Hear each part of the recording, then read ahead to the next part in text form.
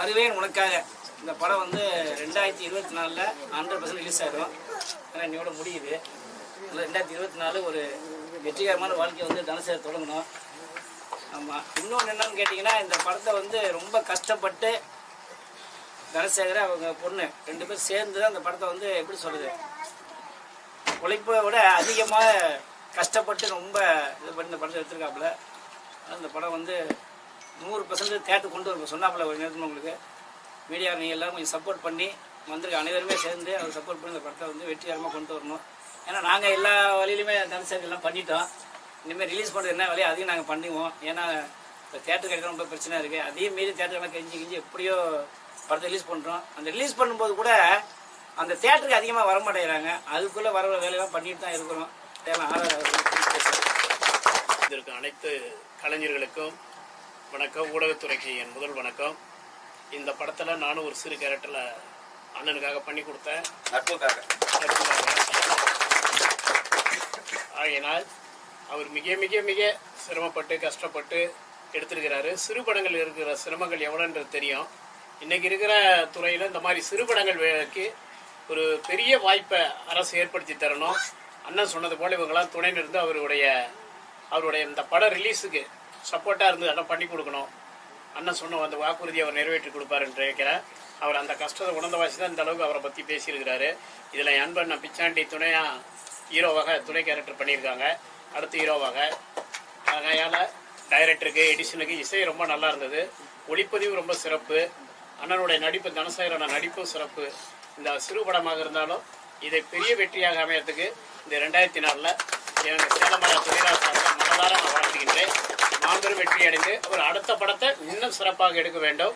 இது பல கஷ்டங்களை கடந்து வந்த படம். அவர் கஷ்டம் வீண் போகாது என்கின்ற இந்த புத்தாண்டில் ஆண்டவன் மீது ஆணையாக இந்த படம் மிகப்பெரிய வெற்றி அடையும் என்று மனதார நான் வாழ்த்துகின்றேன். ரொம்ப நன்றி. ஃபெஸ்டிவலுக்கும் ரொம்ப நன்றி. வருவேன் உனக்காக ட்ரைலர் பார்த்துருப்பீங்க. எங்கள் டீமோட ஃபுல் எஃபெக்டும் பார்த்தீங்கன்னா 100% போட்டிருப்பாங்க. அப்புறம் ரொம்ப கஷ்டப்பட்டு தான் அந்த மூவியை ஸ்டார்ட் பண்ணோம். எல்லாருமே கிண்டல் பண்ணாங்க. இப்போ தியேட்டரில் வந்திருக்கு.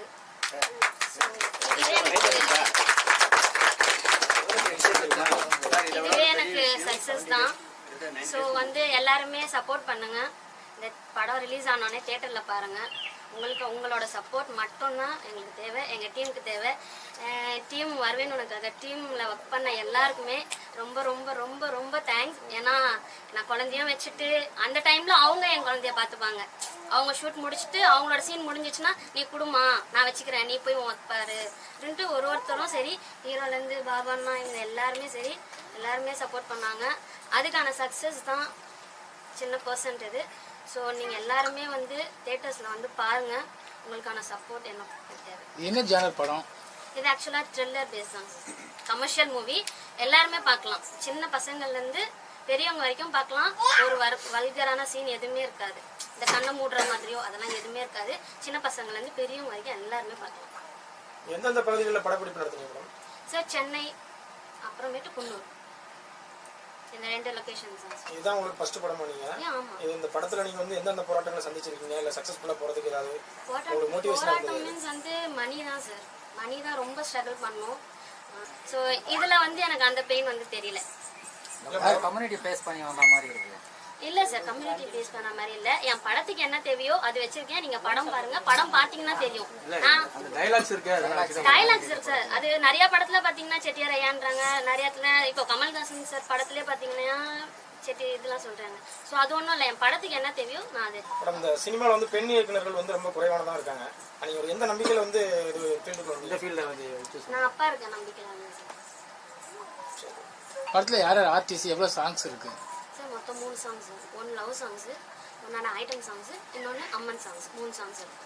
டேரக்டர் ஆகணுன்றது சின்ன வயசுல இருந்து உங்களுக்கு கனவா, இல்ல அது புதுசா ஏதாச்சும் தோணி டேரக்டர் ஆகணும்? அப்படி இல்லை சார், எனக்கு சினி ஃபீல்டில் வரணும்னு ஆசை. பட் ஆனால் வந்து நான் போன இடத்துல எனக்கு அந்த அளவுக்கு எதுவும் இது கிடையாது. ஒருத்தர்கிட்ட போய் சான்ஸ் கொடுத்தோம், டைரக்ஷன் இந்த ஸ்டோரி இருக்குது சார் நீங்கள் பண்ணுங்க அப்படின்னும். அவர் என்ன சொன்னாருன்னா வந்து, நீ எந்த தைரியத்தில் நீ உள்ளே வர, நீ லேடிஸ், நீ வந்து என்ன நீ சாதிக்க போகிற, உனக்கு கல்யாணம் ஆகிடுச்சு, குழந்தை இருக்குது, நீ போய் அது பாருமா, நீ எல்லாம் ஃபீல்டிலலாம் வர வேணாம் அப்படின்ட்டு. எனக்கு அது ஒரு மாதிரி உறுத்திட்டே இருந்தது. அப்பா பார்த்தீங்கன்னா நிறைய படத்துக்கு சப்போர்ட் பண்ணியிருக்காரு. பட் அவருக்கான அங்கீகாரம் கிடைக்கல. ஃபேஸ் பார்த்தீங்கன்னா அந்த அளவுக்கு அங்கீகாரம் கிடைக்கல. அப்புறம் அப்பா கிட்ட ஒரு நாள் நான் போய் கேட்டேன், ஏன்ப்பா எல்லாருக்கும் ஹெல்ப் பண்ணுறேன், என்கிட்ட ஒரு வாட்டியாச்சும் அம்மா நீ இது பண்ணுறியான்னு கேட்டிருக்கீங்களான்னு அப்படின்னு. உனக்கு இன்ட்ரெஸ்ட் இருக்கான்னாரு. நீங்கள் எல்லாருக்கிட்டையும் இன்ட்ரெஸ்ட் இருக்கான்னு கேட்டீங்க, ஆனால் என்கிட்ட கேட்கல. நீங்கள் நான் பண்ணுறப்பா, நீங்கள் ஹெல்ப் பண்ணுங்க அப்படின்னா, உங்களை நான் ஸ்க்ரீனில் காட்டுறேன்ப்பா அப்படின்னு. அப்புறம் அப்பா ஹெல்ப் பண்ணாரு. இப்போ படம் ஃபுல்லாக வந்துருக்குன்னா அப்பா மட்டும்தான். சார் தமிழ் செல்வன் சார், நீங்க அடுத்தது என்ன படம் சார் கமிட்டா இருக்கீங்க? அடுத்ததா நீங்க ஒரு படம் பண்ணிட்டு இருந்தீங்க, ஆமா, என் சொந்த படம் தான், கடவுள் 2. என்ன நிலையில சார் இருக்கு? இப்போ எடிட்டிங்கில் போயிட்டு இருக்கு. வேற ப்ராஜெக்ட் ஏதாச்சும் கமிட் ஆகிருக்கலாம்? இந்த படம் பண்ணிட்டு பண்ண போறேன், நிச்சயமா பண்ணுவேன் அடுத்த படம். சார் ஹீரோவா பண்ற மாதிரி ஏற்கனவே நடிச்ச படம். ஹீரோவா பண்ற மாதிரி ஏதாவது ஐடியா என்ன இருக்கா? ஹீரோவுக்கு வந்த சோதனையா? எந்த துறையில ஜெயிச்சாலும் அது ஹீரோத்தனம் தான். ஒரு பத்திரிகையில் கூட என்ன கேட்டாங்க, தந்தி டிவியில் கேட்டாங்க, உங்களுக்கு அரசியலில் வர முதலமைச்சர் அவர் ஆசையாக இருக்காங்க. நான் இப்போவே என் துறைக்கு முதலமைச்சர் தான் சொன்னேன். அவங்க பகுதியில் அவங்க அரசியல் அவங்க முதலமைச்சராக இருக்காங்க, ஏற்றுக்கொண்டதில்ல. நம்ம துறையில் நம்ம ஜெயிச்சா நம்ம அந்த துறைக்கு முதலமைச்சர், அவ்வளோதான் வாழ்க்கை. உங்ககிட்ட ஒர்க் பண்றவங்க எல்லாருமே உங்களை மாதிரியே ஓனராகவே இருக்காங்க. அவங்களும் அதே நிலையிலேயே வச்சிருக்கீங்க. அவங்க ஒரு பிஸ்னஸ் மேனுக்குலாம் ஒரு சீக்ரெட் சொல்லணும்னா என்னன்னு சொல்லுவீங்க நீங்க? தன்னை போல பிறர் நினை. தனக்கு கிடைச்ச வாழ்க்கை எல்லாருக்கும் கிடைக்கணும். எல்லாரையும் மனிதன், நம்ம பிறந்து மனிதன் பேசிட்டா போகுது, தமிழன் பேசிட்டா போகுது, இந்தியன் பேசிட்டா போதாது. மனிதன் மனிதனாக இருக்கணும், இந்தியனாக இருக்கணும், தமிழனாக இருக்கணும், அந்த உணர்வோடு இருக்கணும். தனக்கு மட்டும்தான் கிடைச்ச வாழ்க்கையை பிறருக்கும் வழங்கணும். யார்கிட்டையும் கை நீட்டி வாழாதீங்க, உழைத்து வாழுங்க. உடல் ஆரோக்கியம் தான் மிகப்பெரிய சொத்து. எத்தனையோ பேர் கைகாலோட, கண்களோட, கால்களோட, கேட்கும் செவித்திறன், பார்க்கும் கண் திறன், சுவாசிக்க மூக்கு, பேச வாயி, துடிக்க இதயம் எல்லாமே நல்லா இருக்கும்போது உழைத்து வாழுங்க. யாரையும் கெடுத்து வாழக்கூடாது. ராஜமௌழி சார் படம் பண்றதா சொன்னாங்க, உண்மையா பேசுறது? ராஜமௌழி சார் படம், ராஜமௌழி சார் படம் பண்றதா சொன்னாங்க. இல்ல அது நான் ஒத்துக்கல. அது வெளிநாட்டுக்கெல்லாம் கூப்பிட்டா வந்து பேசினாங்க, இன்னும் வந்து அந்த மாதிரிலாம் இருக்கட்டு, அதுக்கு நான் உடன்படலை. ஏன்னா என் தொழில் அப்படி, உங்களுக்கு தெரியும், ஒரு ஹோட்டல் நடத்துறது எவ்வளோ கஷ்டன்னு. ஏதோ இங்கே இருந்துக்கிட்டே இருக்கிற கலைஞர்கள், நான் சினிமாவில் நடிப்பது எனக்காக கிடையாது, சார்ந்த என்னை விரும்பி வந்து கேட்டுக்கிறவங்களுக்காகவும் டைரக்டருங்களுக்காகவும் தான் நான் படம் நடிக்க போனதே தவிர எனக்காக கிடையாது. நிச்சயமாக அதுதான் உண்மை. வணக்கம். இந்த படம் வருவேன் உனக்காக படம் வந்து இது நாங்கள் ஆரம்பிக்கும் போது பல கனவோடு ஆரம்பித்தோம். அது இது முழுக்க ரொம்ப உறுதுணையாக இருந்தது. முதல்ல ஐயா, ஏன்னா நாங்கள் வந்து படத்துக்கு வந்து ஒரு ஃபெமிலியராக ஒருத்தரை போடணும் நடிகரை. ஏன்னா சார்கிட்ட கேள்விகளில் பதில் இருக்குது. கமர்ஷியல் ஆர்டிஸ்ட் போட்டால் தான் படம் ஓடும்னு சொன்னாங்க சில பேர். கமர்ஷியல்னால் என்னன்னு தெரியல சில பேருக்கு. ஜெயிச்சவங்க தான் கமர்ஷியல். அவங்க சினிமா துறையில் ஜெயிச்சாங்க, இவர் நிஜத்தில் ஜெயிச்சார். நிஜத்தில் இவர் தான் ஹீரோ. அதனால் வந்து இவரோட தொழிலில் வந்து அதிகமான பிஸி சூழ்நிலை காரணம் இவரால் வந்து ஒரு நிறைய பெரிய கேரக்டரை வந்து அவர் என்ன பண்ணுறேன்னா, இல்லை நீங்கள் பண்ணுங்கள், நானாக வந்து உங்கள் கூட இருக்கேன், அதை வருவேன் உனக்காக மாரி எங்களுக்காக வந்து அவர் ஒரு கேரக்டர் வந்து நல்ல கேரக்டர் செம்மையாக வந்தாலும் அவர் வந்த சீனில் வந்து இப்போ வர சீனில் வந்து மாசாக இருக்கார். அதனால் வந்து நல்லா பண்ணி கொடுத்து போனார். அதுக்கப்புறம் வந்து என் நண்பர் பிச்சாண்டி அவர்கள் வந்து இந்த படத்தில் வந்து ஒரு முக்கியமான கேரக்டர், கதாநாயகன், அது ஒரு கேரக்டர் அவர் பண்ணிக்க. இந்த படத்தில் யாரும் ஹீரோயின் அப்படிலாம் கிடையாது. இந்த படத்தில் வந்து கதை தான் ஹீரோ. ஏன்னா என் பொண்ணு வந்து விஸ்கா முடிச்சுட்டு இந்த படத்தை பண்ணலாம் உள்ளுக்குள்ளேயே என்ன இருந்தது சொன்னாவோ இந்த கதை நல்லா இது பண்ணுவோன்னு சொல்லிட்டு ஒரு அற்புதமான கதை, சின்ன பட்ஜெட்டில் ஒரு அற்புதமான படத்தை பண்ணியிருக்கோம்.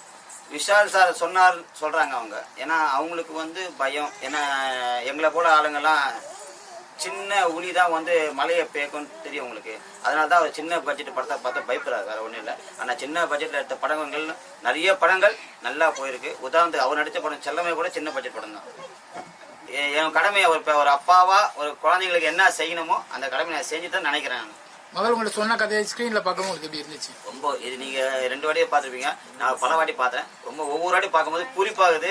இன்னொன்று, நான் சினிமாவில் வந்து பல வருஷமாக நான் போராடின்னு இருக்கேன். அது என் பொண்ணு மூலிமா வந்து என் திரையில் வந்து என்னை பார்க்கறது ரொம்ப சந்தோஷமாக இருக்குது. இந்த கதை உங்களுக்காக ரெடி பண்ணதா இல்லை கதை டிமாண்ட் பண்ணி நீங்கள் அதை நினச்சிங்களா? இல்லை, இந்த கதை வந்து பார்த்தீங்கன்னா வேற ஒருத்துக்காக ரெடி பண்ணது. அதில் சந்தர்ப்ப சூழ்நிலை நான் உள்ள நுழைய வேண்டிய சூழ்நிலை ஆயிடுச்சு. இந்த மூவில மெயினான ஷேருக்கு நான் தான் பேரா பண்ணியிருக்கேன், ஹீரோயினா பண்ணியிருக்கேன். எல்லாரும் இந்த மூவி பாருங்க, சப்போர்ட் பண்ணுங்க. சார் ரொம்ப நாள் அச்சீவ்மெண்ட் நிறைவேற்றணும்னு சொல்லிட்டு இந்த மூவியை வந்து எடுத்திருக்காங்க. எல்லாரும் எல்லாரோட சப்போர்ட்டும் இருக்கணும். என்னை பொறுத்த வரைக்கும் படத்தை பார்த்துட்டு எல்லா ரிவ்யூஸ் நல்லபடியா கொடுங்க. அவர் ரொம்ப இது வந்து தன்னுடைய ட்ரீம் ப்ராஜெக்டா எடுத்திருக்காங்க. எனக்கும் இதில் நடிச்சது ரொம்ப சந்தோஷமா இருக்கு. அப்புறம் ப்ரெஸ் மீட்டிங்கோட லேட்டாக வரீங்களா? ஷூட்டிங்கு கரெக்டாக சரியான டைம் போனீங்களா? நான் வந்து ஏன் லேட்டாக வந்தீங்க சொல்லுங்க. அது பரவாயில்ல சொல்லிட்டீங்க. ஆனா என்னோட ஷூட்டிங் ஸ்பாட்ல லேட் ஆயிடுச்சு. நான் அந்த மாதிரி ஆள் இல்லை, பிஃபோரா வந்துடுறவன். ஷூட்டிங் ஸ்பாட்ல அவங்களுக்கே தெரியும். என்னை கூப்பிட்டு போயிட்டு 2 நாளா. இதுல என்ன மாதிரி ரோல் பண்ணி அப்படி சொல்லுங்க, என்ன கேரக்டர் நீங்க அப்படி சொல்லுங்க. நான் வந்து சாருக்கு பேரா பண்ணியிருக்கேன். சாரால ஒரு பாதிக்கப்பட்ட ஒய்ஃப். அவர் ஊர் வேலையை பார்க்க போயிடுவாங்க. நாங்க வீட்டுல வந்து அவருக்காக வெயிட் பண்ணிட்டு இருப்போம். பட் அவர் லாஸ்டா சொல்ற கிளைமேக்ஸ்ல வந்து அவர் உதவுறாங்க ஒரு லேடிக்கு அப்படின்ற மாதிரி ஸ்டோரி வரும். சார் லாஸ்ட்டாக ஓடி இருக்காது கேப்டன் மறைவுக்கு வடிவில் வரல, அதுக்கு என்ன சார் பண்ணுவீங்க? வந்து அவருக்கு பிரச்சனையா இருக்கும்னு கருதி இருக்கலாம். வேற ஒன்றும் வரக்கூடாதுன்னு நினைச்சிக்க மாட்டாரு. ஏன்னா கேப்டனுக்கு ரொம்ப ஒரு அவருக்கு ஆகாத அரசியல் நீதியான மோதலுக்கு உங்களுக்கே தெரியும் பத்திரிகைத்துறைக்கு. சரி, அந்த மாதிரி பொது இடத்துக்கு வரும்போது அவருடைய ஆதரவாளர்கள் மத்தியில் அவர் ரொம்ப நீண்ட கியூ இருக்குது இல்லையா? பீச்சிலேருந்து கிட்டத்தட்ட 4 கிலோமீட்டருக்கு அவருடைய ரசிகர்களும் தொண்டர்களும் கண்ணீரோடு வேதனையோடு இருக்கிற இடத்துல ஒரு ஆப்போசிட்டாக இருக்கக்கூடியவர் வந்தால் நல்லா இருக்குமான்னு நினச்சி வராமல் இருப்பார். இன்னைக்கு அவருக்கு வேறு வேலை இல்லையா? தமிழ்நாட்டில் எத்தனையோ லட்சம் பேர் வேலை இருக்கும்போது அதை விட்டுட்டு 2 நாள் வந்து 72 குண்டு மலைக்கு நின்று போட்டு போறாரு. இவர் இந்த சென்னையில் இருந்துட்டு எல்லாம் போலீஸ் பாதுகாப்பு வச்சு பணம் இல்லையா? என்னால் வந்துட்டேன் விஐபி தர்ஷன் நான் போல 10 நிமிஷம் போய் பார்த்துருந்தேன் விஜயகாந்த் சார். 10 நிமிஷம் தான். தயார் பசங்க வரணும்னா டக்குன்னு 7 பேர் போன விட்டாங்க. 10 நிமிஷம். ஏன் இன்னைக்கு வடிவம் தெரியாது, 10 போலீஸ் வச்சுக்கோ 4 இருந்தாலும் சார். இப்போ விஜயகாந்துங்கும் போது இன்னைக்கு சினிமா திரையுலகத்தில் இன்னைக்கு மிகப்பெரிய ஆளாக விஜயகாந்த் தான் அந்த வார்த்தை நாங்கள் சொல்கிறோம். ஆனால் இந்த படத்தை நீங்கள் பெரிய லெவலில் ப்ரொமோட் பண்ணுங்க. ஏன்னா